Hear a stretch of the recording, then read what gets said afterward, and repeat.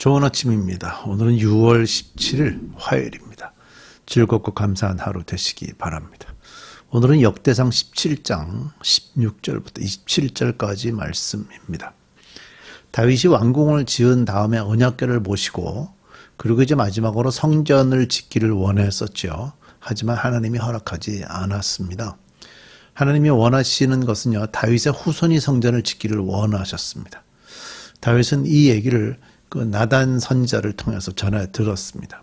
그리고 나서 그 얘기를 들은 바로 이후에 다윗이 하나님께 나가 기도하는 장면이 오늘 본문에 나오는 내용입니다.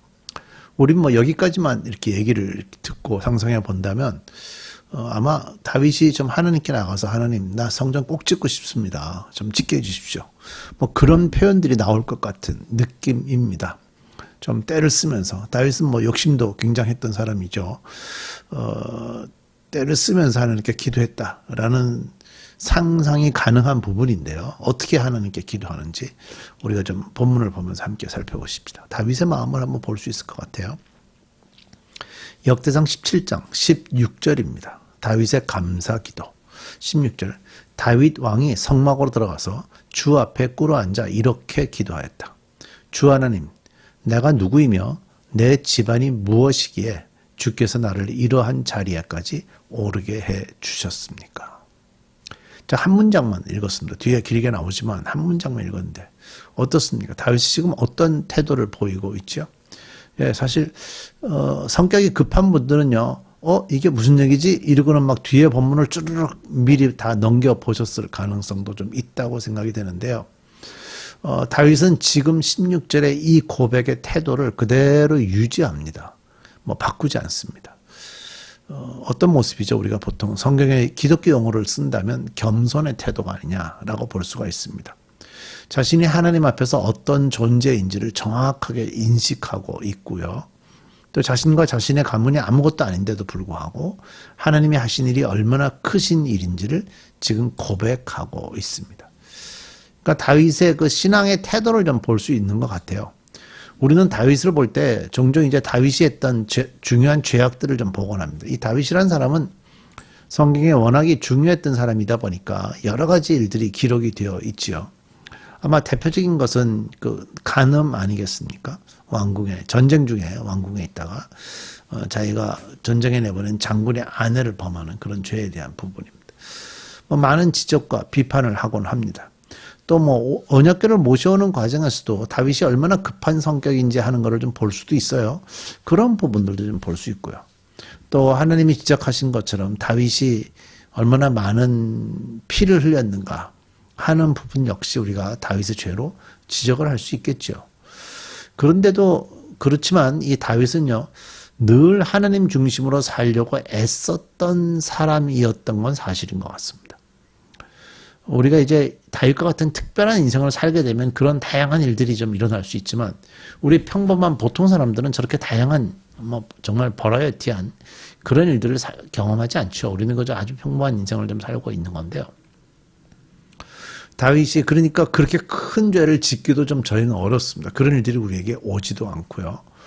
그러나 다윗이 이렇게 큰 일들이 있음에도 불구하고 또 하나님께 성전을 짓겠다는 자신의 간절한 마음을 가지고 하나님께 간구하고 있는 건데 하나님께서 그게 아니다 라고 말씀하시는 그것만으로도 하나님의 말 응답에 더 이상 때를 쓰지 않고요. 금식하면서 나만이 그 일을 할 수 있습니다 하는 어떤 그런 교만함으로 나가지 않고 고집도 부리지 않습니다. 다윗은 하나님이 말씀하셨기 때문에 그대로 순종하는 모습을 보여주죠. 다윗이 얼마나 하나님 중심으로 살고 있느냐를 보여주는 아주 아름다운 모습이라고 저는 생각이 되고요. 이제 조금 전에 읽었던 16절을 포함해서 이제 다윗이 하나님에게 기도하며 보여주는 표현들을 좀 더 세세하게 들어볼 필요가 있습니다. 우리가 묵상해야 될 좋은 부분이죠. 16절부터 다시 한번 읽어볼게요. 다윗 왕이 성막으로 들어가서 주 앞에 꿇어 앉아 이렇게 기도하였다. 주 하나님, 하나님을 먼저 부르죠. 주 하나님, 내가 누구이며 내 집안이 무엇이기에 주께서 나를 이러한 자리에까지 오르게 하셨습니까? 하나님, 그런데도 주께서는 이것도 오히려 부족하게 여기시고 주의 종의 집안이 있을 먼 장래일까지 말씀해 주셨습니다. 자, 이것도 오히려 부족하게 여기시고, 이게 무슨 얘기인가 하면, 현재 다윗이 받은 복이 너무 크잖아요. 16절에서 본인이 얘기하잖아요. 내가 누구이며 내 집안이 무엇이기에 주께서 나를 이러한 자리에까지 오르게 해주셨습니까? 그 이새의 집안이라는 거, 다윗의 집안이, 아버지 집안인 그 이새의 집안이라고 얘기하는 집안 자체가 그렇게 대단한 집안이 아니었음에도 불구하고 하나님은 그 집안을 세워서 왕까지 세워주셨잖아요. 그렇게 하셨던 것도, 이것이 대단한 일인데 이것이 부족하다고 생각하시고 주의 종의 집안에 있을 먼 장래의 일까지 복으로 말씀해 주셨으니 얼마나 놀라운지 알 수가 없습니다. 그러면서 주 하나님, 주께서는 나를 존귀하게 만드셨습니다. 주께서 주의 종을 하시고 주의 종을 영화롭게 해주셨는데 이 다윗이 주님께 무슨 말씀을 더 드릴 필요가 있습니까? 지금까지 하신 것만으로도 대단한 일을 하셨는데 이런 얘기죠. 주께서는 주의 종을 살피시어 주께서 세우신 뜻과 목적대로 하셨습니다. 주께서 이처럼 크나큰 일을 하시고 이 모든 일을 알려주셨습니다. 이미 하나님이 하신 일들이 너무 크고 대단한 일이지만 하나님은 지난 복을 주신 것을 작게 생각하시고 미래에 일어날 일들에까지 축복을 해주시니 얼마나 감사한지 모르겠습니다. 나의 주님이신 하나님은 나를 최고로 높여주셨습니다. 이렇게까지 영화롭게 해주셨는데 제가 더 무슨 기도와 간구를 올리겠습니까? 그리고 그동안 신앙생활에 온 것은 하나님의 뜻과 목적대로 저의 인생을 이끌어 오셨습니다. 라고 고백하면서 하나님이 하신 일은 정말 큰일이라고 또 고백을 하고 있죠. 자신의 인생을 하나님 중심으로 보고 있는 다윗입니다. 하나님이 하신 과거의 자신의 삶을 기억하는 것이 전 상당히 좋다고 늘 말씀드리지만 이 사람이 해왔던 자기 집안의 모습, 자기가 그동안 해왔던 과거의 모든 것들을 가지고 하나님께서 하신 놀라운 일입니다. 라고 고백하고 있는 다윗의 모습이죠. 이런 믿음의 고백이 우리에게 필요합니다. 욕심은 한이 없습니다. 조금이라도 더 누릴 것을 찾으려고 그러죠. 이미 먹고 사는데 충분한데도 불구하고 더 풍요로운 것을 기대하지 않습니까? 이미 받은 복이 무엇인지조차 감사하지 못하고 사는 게 우리네 인생입니다. 하나님 하신 일들, 하나님이 여러분들의 삶에 하신 일들을 생각하면서 감사하며 지내시길 바랍니다. 자, 20절부터 볼까요? 주님, 우리의 귀로 다 들어보았습니다만 주님과 같은 분이 또 계시다는 말은 들어본 적이 없고 주님 밖에 또 다른 하나님이 있다는 말도 들어본 적이 없습니다. 우리 찬양 잘 아시죠? 주님과 같은 분은 없네요. 이 세상에서 어떤 민족이 주의 백성 이스라엘과 같겠습니까? 하나님이 직접 찾아가셔서 이스라엘을 구하내시고 주의 백성으로 삼아서 주의 명성을 드러내셨습니다. 그들은 이집트에서 구하여 내시려고 크고 놀라운 일을 하셨고 주의 백성이 보는 앞에서 문민족을 쫓아내셨습니다. 주께서는 이렇게 주의 백성 이스라엘을 영원히 주의 백성으로 삼으셨고 주께서 그들의 하나님이 되셨습니다. 성경의 특징 아닌가, 유대인의 특징 아닌가 싶습니다. 하나님 하신 일들을 과거의 역사를 돌이켜보면서 하나님 하신 일들을 보고요. 여기서도 강조하는 것이 주께서 이런 표현을 하죠. 하나님이 주어를 하나님으로 삼으면서 하나님이 하셨다라는 걸 봅니다.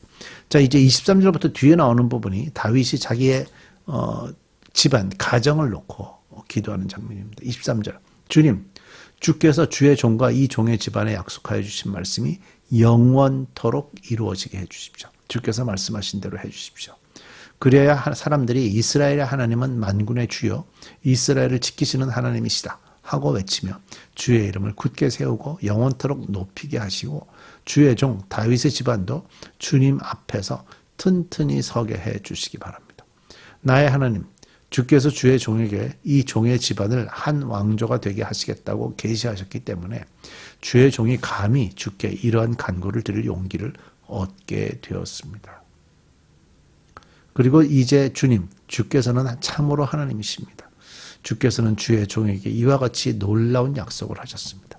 그러므로 이제 주의 종의 집안에 기꺼이 복을 내리셔서 나의 자손이 주의 앞에서 영원토록 대를 잇게 해주십시오. 주님, 주께서 복을 주셨으니 그 복을 영원히 누리게 해주십시오. 다윗이 하고 있는 기도의 특징을 보면요. 첫 번째가 하나님이 이미 약속하신 말씀이라는 것을 하나님에게 다시 상기시키죠. 하나님이 이렇게 말씀하셨죠. 그 말씀이 이루어지길 원합니다. 두 번째, 하나님이 누구신지를 고백합니다. 하나님은 만군의 주요 이스라엘을 지키시는 하나님이시다. 이게 자신의 고백이라는 거죠. 복을 내리시는 분이 누구신지 절대로 변하지 않는 분이시고 말씀하신 분은 반드시 이루시는 분이라는 찬양을 하면서 기도하고 있고요. 자기 가정에 복을 내려달라고 기도합니다. 주님 앞에서 이렇게 표현하죠. 그 복이 주님 앞에서입니다. 내가 그저 잘 먹고 여유롭게 풍요롭게 사는 게 아니고 주님 앞에서. 잘 기억하십시오. 하나님이 복을 내리실 때 주님 앞에서라는 고백으로 우리가 받을 수 있어야 됩니다. 다윗이 성전을 세우기를 원했지만 결국 다윗은 하나님의 복을 어떻게 누리게 됐냐면 자기 집안이 하나님을 모시는 성전으로서 복을 누리게 됐던 겁니다. 솔로몬이 지은 성전보다 더 위대한 성전을 다윗의 후손들이 세우게 허락하셨죠. 여러분들의 가정을 위해서 기도하십시오. 기도하겠습니다.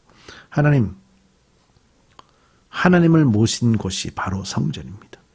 우리의 자녀들이 하나님을 모시게 하시고 그 후손들이 하나님을 모시게 해서 집안 대대로 하나님을 예배하는 자들 되게 해 주옵소서.